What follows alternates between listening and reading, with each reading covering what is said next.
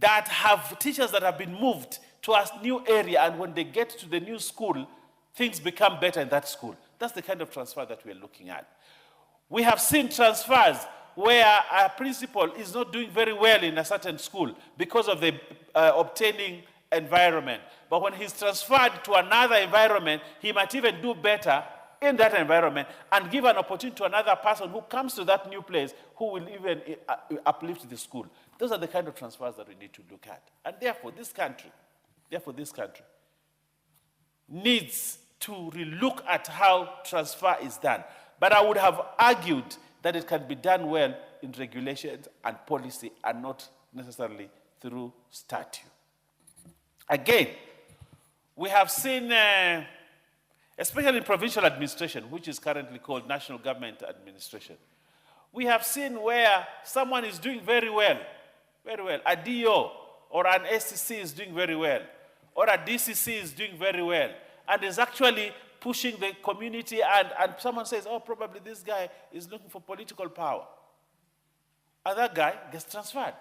Or is looking for popularity, and is transferred from the field and taken to Jogo to become a desk officer, killing the career of this officer completely.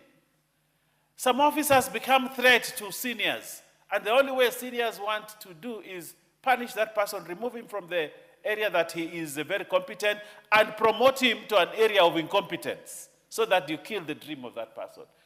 I think, Honorable Speaker, I agree with Didmus Barasa. We must bring sanity into the transfer regime of this country. So the transfers become enablers of production, enablers of performance, enablers of betterment, and not punishment, and not retrogression, and not killing dreams and careers of other officers. Honorable Speaker, I second the Honorable Didmus Barasa and wish him well, but I think at the committee level, I think we need to make amendments, drop some of these things, improve so that we make better law for the country. I thank you, Honorable Speaker. Very well. Honorable members, I therefore propose the question that the Employment Amendment Bill, National Assembly Bill number 62 of 2023 be now read a second time. Member for Tigania West.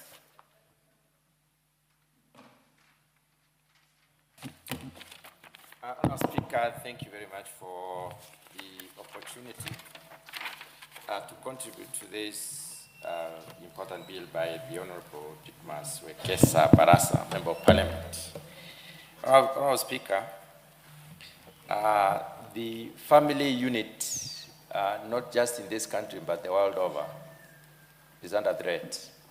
And it is important for us to note this very, very carefully, because under all circumstances, we need to protect the family unit. And this bill comes at a time when we all agree that there is need for us to bear that in mind, especially as a country.